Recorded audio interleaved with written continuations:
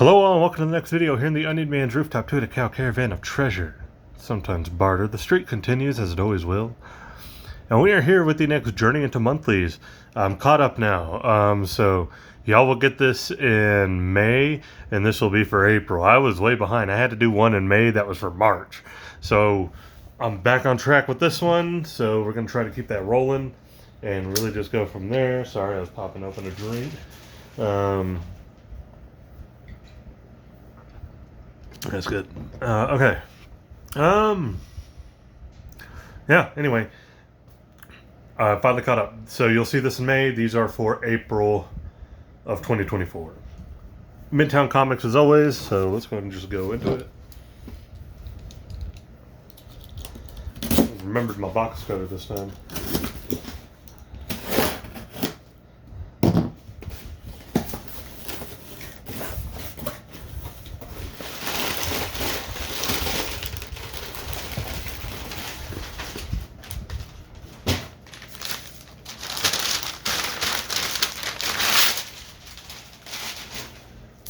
All right.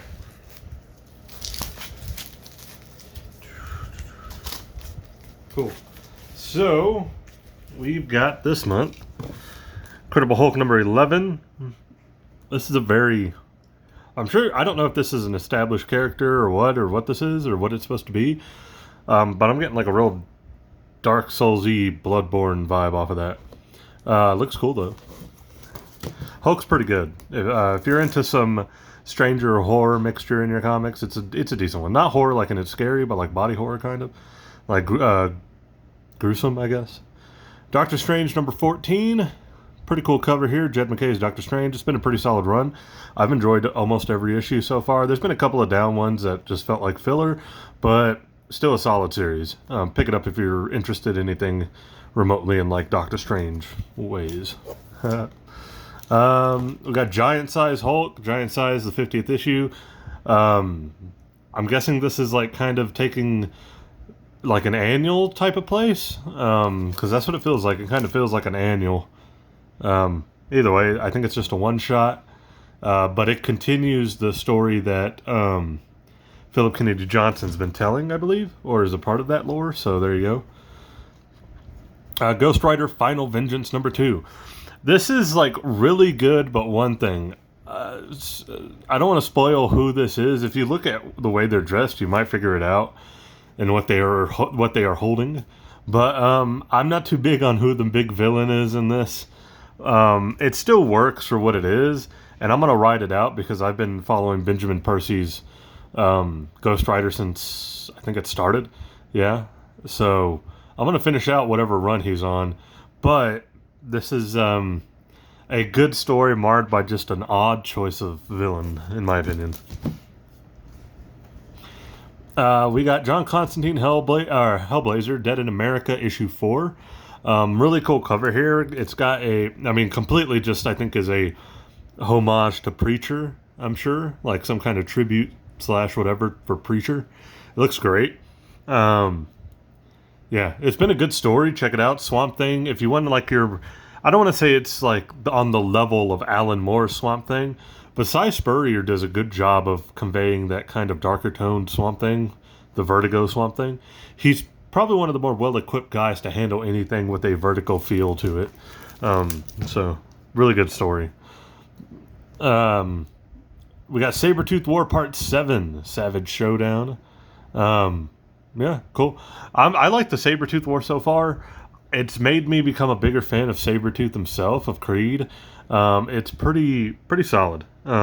Give it a try. If you want a good Wolverine story to go with your Deadpool Wolverine this summer, Sabretooth War's been pretty fun. Immortal Thor. Very meta here with the... it's Enchantress, right? Their version, the Marvel Enchantress. Anyway. Yeah. Ripping up the actual comic. Al Ewing's Immortal Thor has been solid. It's like Doctor Strange. I wouldn't say it's as good as Doctor Strange, but it's like close to it. It's kind of, just a solid book. Sometimes you can tell when they're playing it a little too safe, and sometimes you can see when they're trying to do something a little bit more unique. But it's solid either way. Like, it's a good, solid read if you want something to fill your time. Symbiote Spider-Man 2099 number 2. I read the first issue. It was decent. Peter David came back to do this, so it definitely has that 2099 feel and vibe. So if you really want something, want to experience, there's something in here. Yeah. Yeah, good story though. The first one was. Hoping this one keeps it going. If you remember, like the actual Spider-Man 2099 run, like that single issue run for however long it lasted, it's pretty choppy. Like it's got really good spurts and some really weird like one-offs that just don't work. But I like it when they do these more series ones, these mini-series ones. I think it allows you to kind of tell a better, more focused story and arc than it was back then trying to do it month to month. So I think Spider-Man 29 has actually got 2099 has like a solid little resurgence because of that, and the movie as well, the previous Spider-Verse movie. Sabretooth War Part 8, Wolverine again, torn between two creeds. I'm not a fan of this cover. He's definitely got like some weird, Stretch Armstrong thing going here. It just looks odd to me. I don't like that cover at all. So we definitely know it's not winning cover of the month. It definitely ain't that. I do like this like Spider-Man 2099 Venom stylized. It's just very 90s, very of its like what it's trying to be. So I can appreciate that, but I don't know if I would give that the best cover. I'm tired of whatever is in that cover. Please just fall out. That is bugging me.